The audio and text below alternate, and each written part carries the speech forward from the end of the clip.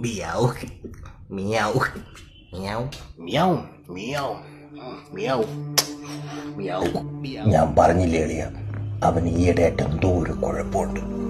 സത്യമാവും. Meow meow.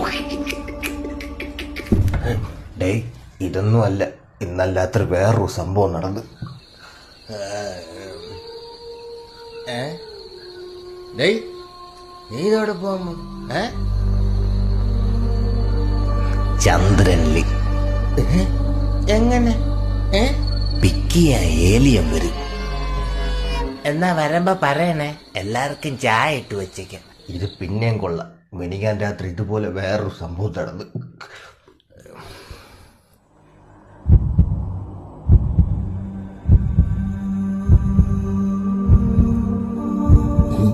പല ഭ്രാന്തനെയും കണ്ടിട്ടുണ്ട്. ആദ്യമായിട്ടുണ്ട് hunger ഭ്രാന്തനെ കാണുന്നത്. വാട ചോദിക്ക.